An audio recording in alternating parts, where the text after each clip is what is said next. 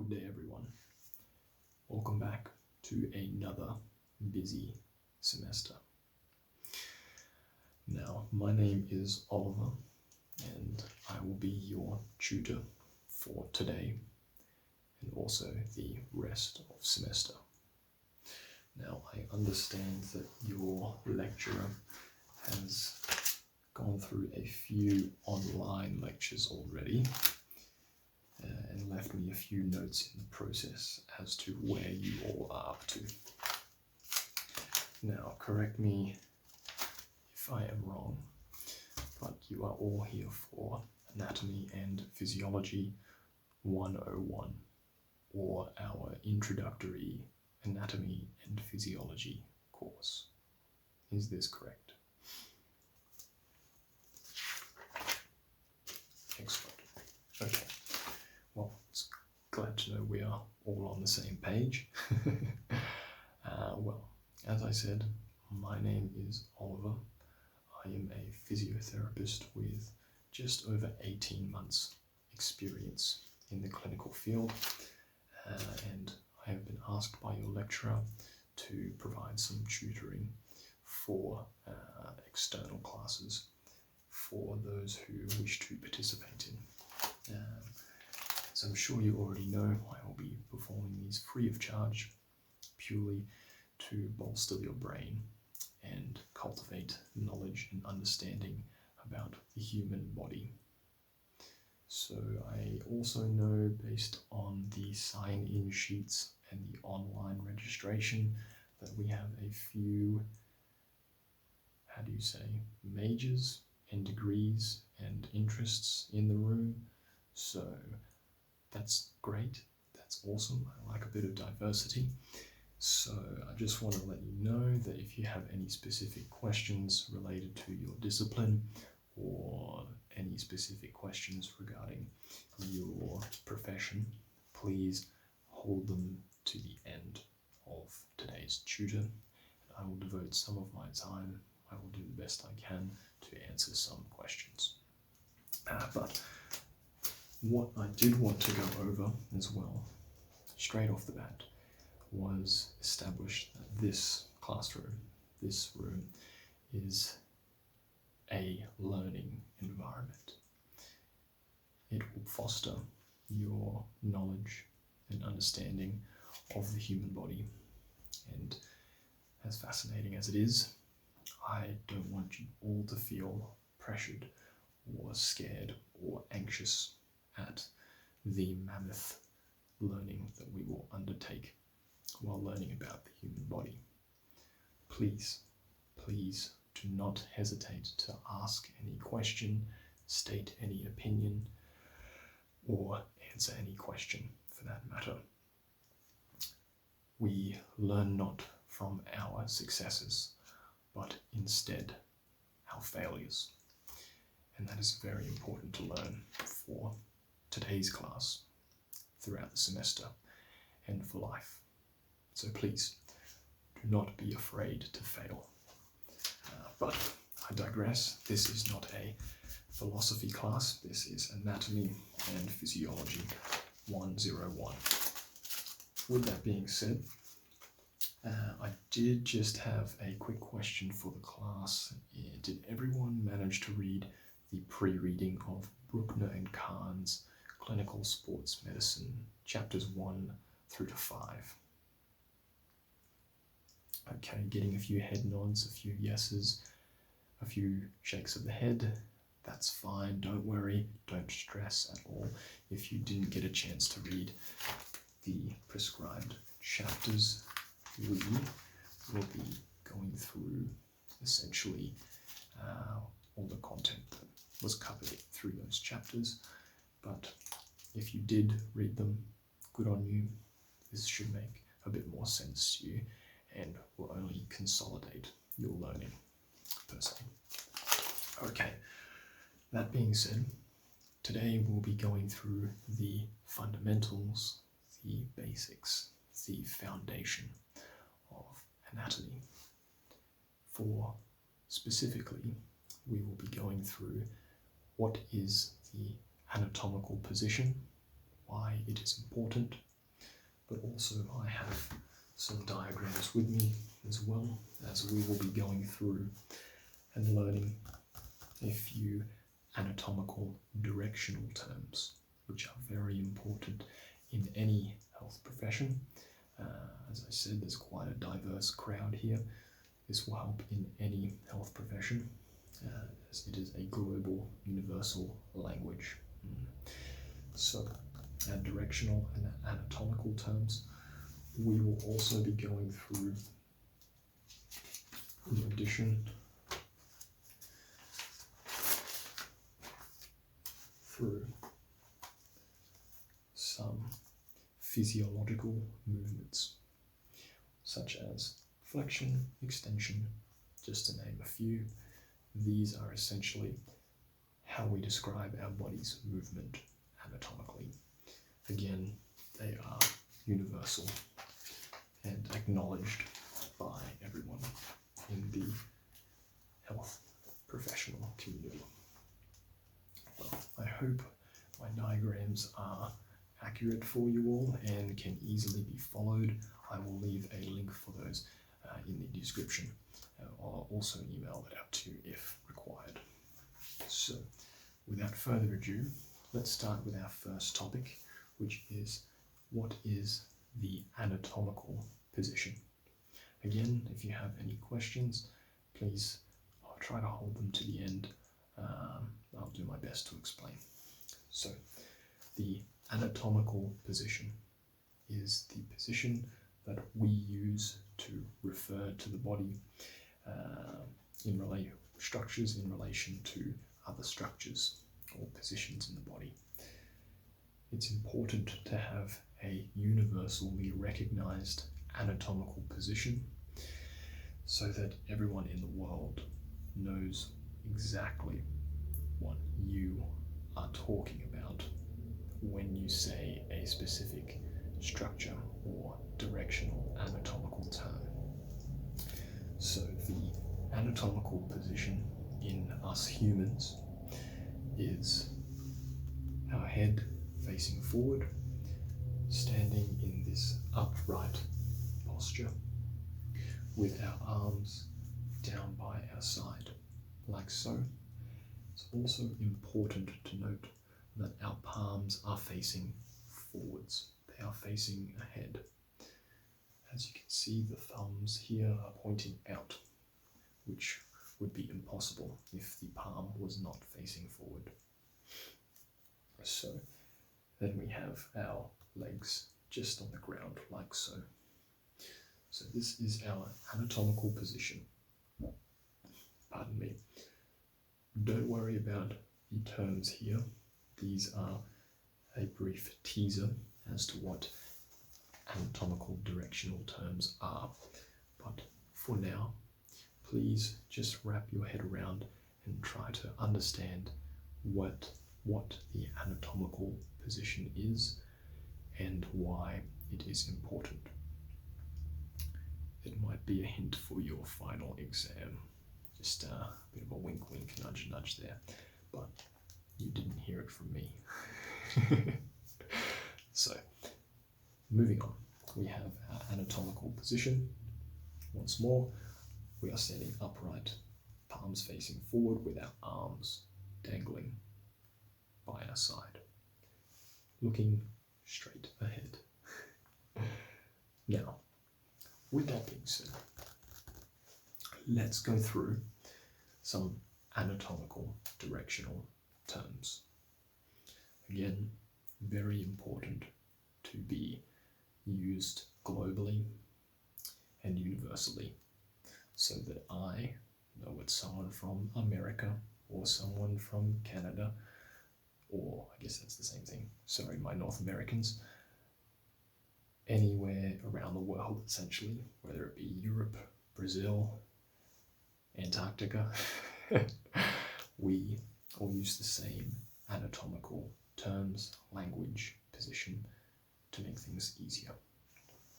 So, starting with superior, up top here.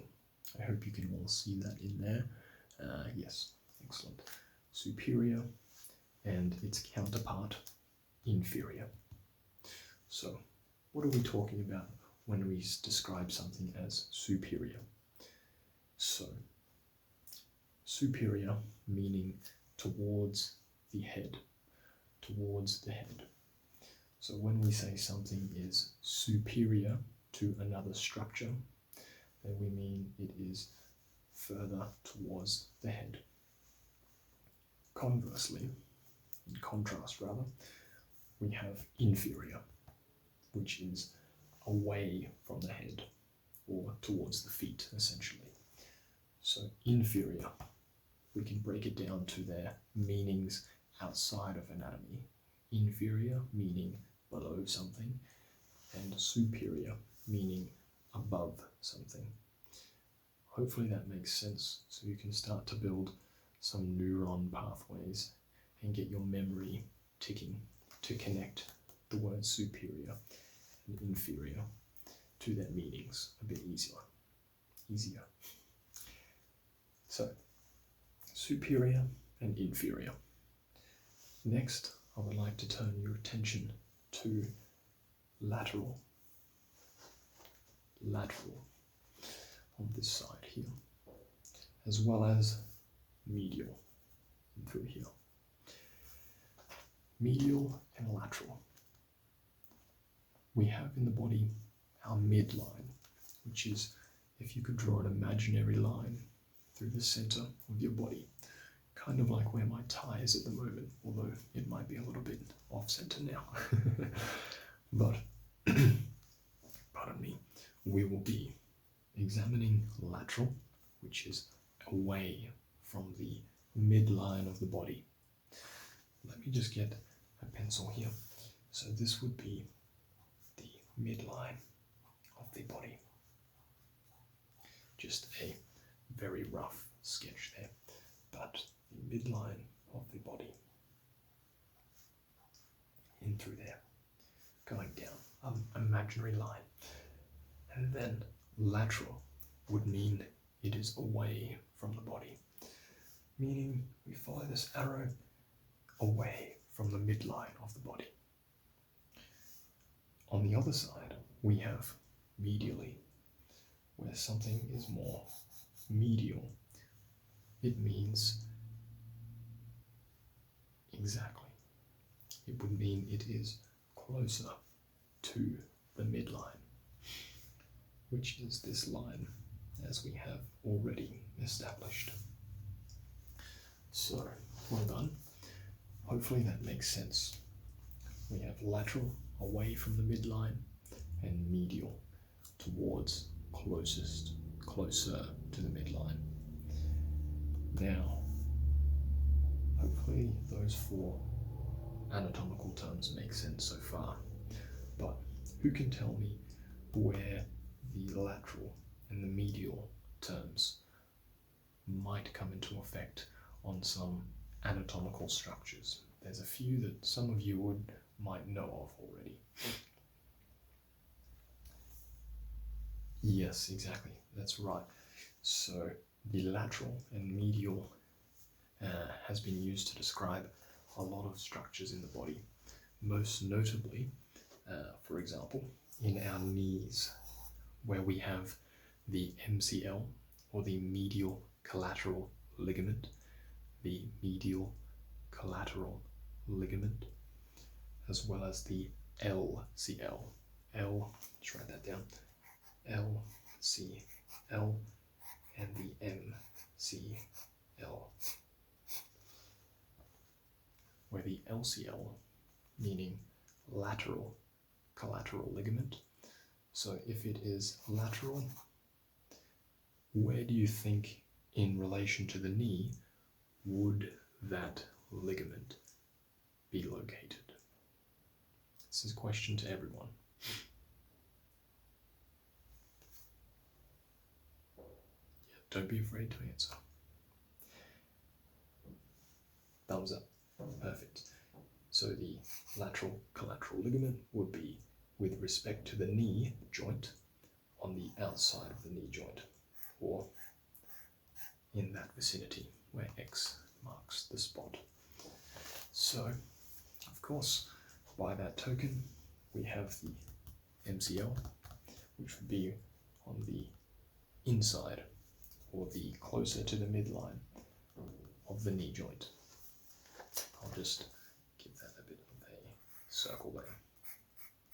The MCL and the LCL of the knee. So as you can imagine, that's just one example of the clinical and structural use for these terms.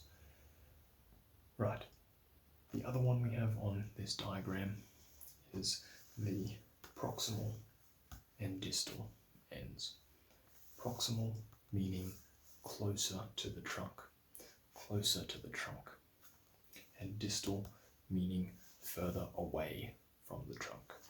So the diagram example here, they have used the trunk or the upper arm as a proximal example versus the tips of the fingers, although it appears this person is wearing gloves or mitts, other mitts.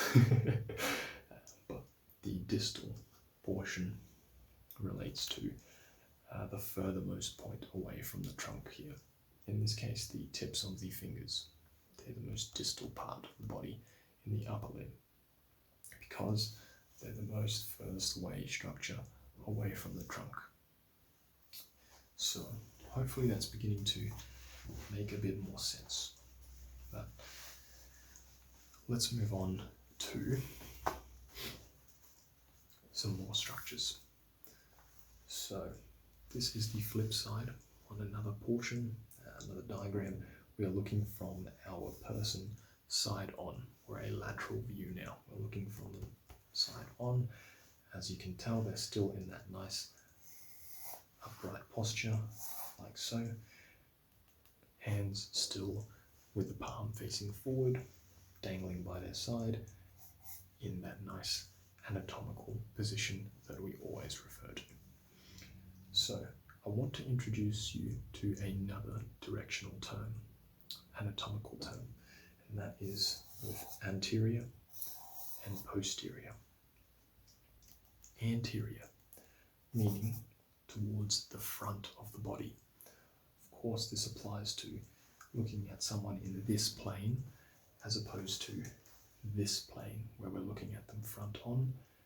We're looking at their anterior side in this case, or anterior portion of the body, because we're looking at them from the front. Versus easier to distinguish when we're looking at them from the side, where the anterior portion would be the front portion. I hope this arrow can easily identify that for you. Next, we have the posterior aspect, which is, of course, meaning on the back end, or the towards the back, essentially. Behind portion of the body, the back portion. And posterior is what we use to describe that direction. And then there's cephalic and caudal, but we won't be covering those today. Just other terms, but not as general as the others. So that is a brief run through and summary of some anatomical directional terms, as well as the anatomical position. Take a brief breather there, write some notes, whatnot, have a bit of a sip of your coffee or whatever. I know it's early in the morning, so hope we don't have any sleepy eyes, but I won't feel offended if you fall asleep, don't worry. I used to do it all the time during my lectures back at university. So next we will move on to our anatomical physiological movements, or the words we use to describe movements more accurately and scientifically and anatomically correct. So let's go horizontal this time. We have a person here, person right here, of course, and we'll just go through some basic movements. So right here we have flexion or bending of the knee. So flexion of the knee, we are essentially shortening the angle between one joint and the other joint. So by bending this knee, we are flexing it. We call that flexion of the knee. Similarly, with the upper arm, if we were to perform this bicep curl movement, we are performing flexion of the elbow. Hopefully that makes sense. And then in contrast, we would have extension. So flexion and extension are pretty much going opposite ways from each other. And they're very prominent in our hinge joints, so ones that go two directions, most notably our knee joint and also our elbow joint, where those two movements, flexion and extension, are very common, right in here and in our knee, flexion, extension. So we've gone through flexion, extension of the elbow would, for example, so this would be a flexed position versus extending. I'm extending or straightening the elbow. The same can be applied to the knee, whereas if this would be flexion, then straightening the knee would be extension, as you can see in this diagram on that side. Hopefully that's nice and clear for everyone to understand and visualize. Excellent. So, moving on, there are multiple physiological movements, but for the purpose of today's tutorial, we'll just go through the basics. I don't want you to be overwhelmed on day 1. So, let's look at a few movements, extra movements now. So we have here abduction or abduction. That's A with a B, as in for bedtime. And then we have adduction, as in for duck, like a rubber duck. So we have abduction and we have adduction. Some people say it like that just to be clear, because the letters B and D sound very similar when you pronounce them. So for the purpose of today's tutorial, I will be saying abduction and adduction, just trying to make sure people don't make any mistakes, or make mistakes now rather than later. Of course, we can always learn from our mistakes, but I digress.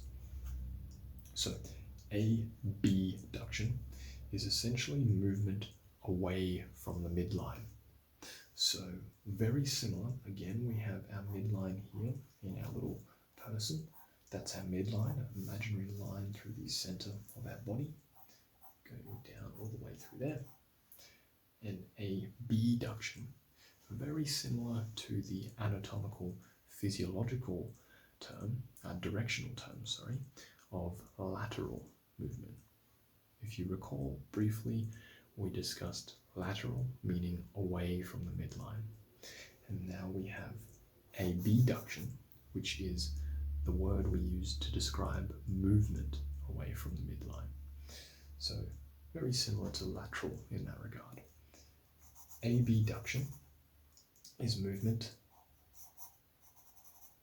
away from the midline. As you can tell, I'm not exactly Picasso, but hope that makes sense. Just an arrow going away from the midline. So what does that look like in real life? Our shoulder in the anatomical position, I'm going to move my shoulder away from the midline like so. I'm moving my arm away. And on the opposite end of that spectrum, we have adduction, as discussed previously. So if abduction is moving your arm away from your body, can you have a guess based on the diagram as to what adduction would be? Have a good look. What do you think?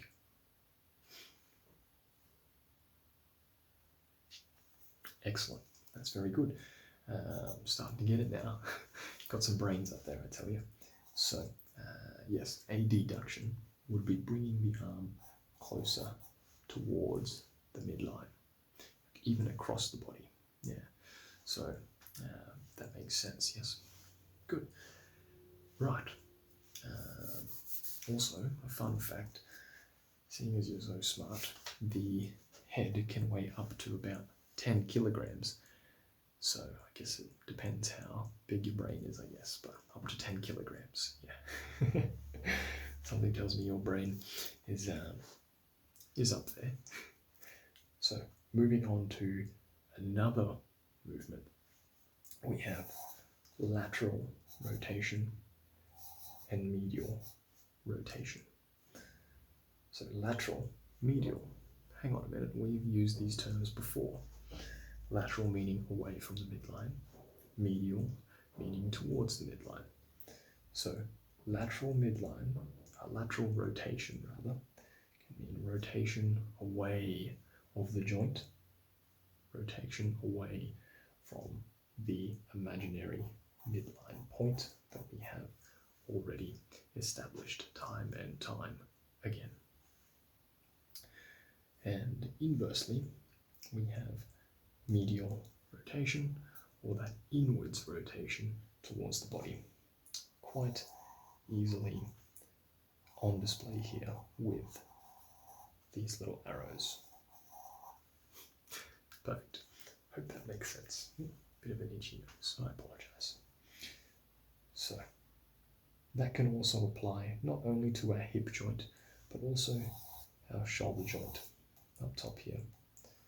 Yeah, our hip and our shoulders are the main culprits of those medial and lateral rotation movements.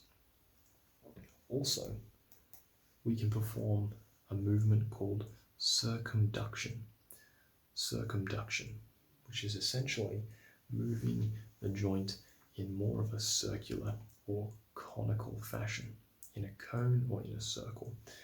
So it's almost like doing a big windmill motion with our arm going out all the way out to the side, into the front and back again, like so. Yeah. So circumduction is another movement that we can perform. There are a few other ones that are specific to certain body points. We'll just go over one for today, and that is in our ankle or ankles. In our ankles, we have a movement called dorsiflexion, or DF, I'll call it, as well as plantar flexion, or PF. So dorsiflexion and plantar flexion of the ankles in through there. So imagining our ankles, we can lift them up towards our head. We can lift the toes up towards our head in a superior direction. Starting to put those anatomical terms to practice. That would be called dorsiflexion of the ankle, or dorsiflexion of the foot, where you're bringing your toes, curling them up towards your head, would be the movement known as dorsiflexion anatomically. Opposite of that would be plantar flexion, where we point our toes downwards, down into the floor or down inferiorly away from your head. That would be known as ankle or foot plantar flexion. Excellent. So that's a brief rundown of some of our physiological movements and directional terms that we use anatomically. They're very important to understand and know so that you, when you learn and further your studies, you can understand the functions and the basics, foundations of certain muscles and actions. For example, certain muscles perform certain movements when contracted, and they will use these anatomical physiological movements to describe what movements the muscles can produce. For example, our quadriceps muscle, the big muscles on top of our thigh, split into 4 separate muscles, but our quadriceps their main action, is to perform extension of the knee. So again, you can see why you would need to understand the movements and the language and terminology and jargon so that it is more easily understood by you, and you're not left there thinking, wait a minute, was extension this or that? You catch my drift. So that almost concludes. I've just dropped my pencil, 1 second. That almost concludes today's lecture, well, tutorial. But I did just want to have a bit of fun and answer a few questions at the end, but also do some fun facts. So I did just want to say that with the funny bone, have any of you heard of the funny bone, for instance? You hit something in this region and you start getting that pins and needles feeling, very sharp sensation, and people always say, I've hit my funny bone, per se. Two sides of the story to this, because A, not only is the funny bone not a bone at all, it is actually a nerve, but two, the humerus, which is the bone of the upper arm that goes from here to here, is, well, it's called the humerus. That should be the funny bone. But the ulnar nerve is what our funny bone actually is. And you can actually feel it on yourself. It runs in sort of this little groove here of your elbow. If you get it quite good, you can feel a bit of a electric shock almost if you go over it. Oh, I found it on myself right there. That will give you that pins and needles feeling. And that is one of your nerves that arises from your cervical spine, runs through your brachial plexus, where a bit of a spaghetti of nerves almost travels down the arm, through your upper arm into your forearm, and helps innervate some of the muscles and provide sensation down the arm, upper arm, or upper limb rather. So when you bump that area, it's quite exposed. It's not exactly protected by nerves or muscles. So that is why when you bump that area on your arm, you are essentially hitting that nerve, the ulnar nerve, U-L-N-A-R. This one here, U-L-N-A-R. Hopefully that is legible. I know it's not the most handsome writing in the world, but ulnar nerve. And that is just one of many nerves that are around that vicinity, but it just happens to be the only one that is exposed in the way it is. So, a bit of a fun fact for you there. Also, the longest bone in the body. Can anyone tell me, no extra credit or anything, this is just for fun now, lesson's over. Can anyone tell me what the longest bone in the body is? Excellent, yes, it is the thigh bone, or more specifically, let's get anatomical, the femur. Yes, that is what the thigh bone is called. It's a very strong bone. Yeah, that is also the longest in the body. Also, while we're on the topic of just some anatomical terms for specific parts in our body, why don't we go through some terms for more colloquially known structures. For example, we have our collarbone, which runs through here, attaches in through here and in through here on our breastbone. Our collarbone is actually known as our clavicle, both sides there, our clavicle. Yes, and our shoulder blade is known anatomically as our scapula, S-C-A-P-U-L-A. Just write that down for you all, our scapula. That is dreadful handwriting, one would say maybe on par with some doctor's handwriting. No disrespect. Scapula. That's it. And we have our sternum or our breastbone, which sits just in the middle here, right in that nice bony spot there, on the top on the anterior side of your body. That's the way. So, don't want to get carried away. This is the first lesson, so I will leave you all for the rest of the day, and I hope you enjoy your rest of your evening, and I really hope you guys can continue to support and join us for these tutorials. I hope you all do well, not only in class but in life, and I don't doubt that based on your attendance and participation today. Without further ado, I'll leave you all to it, but before I duck out, I would just like to extend a big thank you to you for watching. And if you enjoyed this roleplay, please leave a like down below and consider clicking the subscribe button and the notification bell for more ASMR content like this. Thank you, and have a wonderful night, day, morning, evening.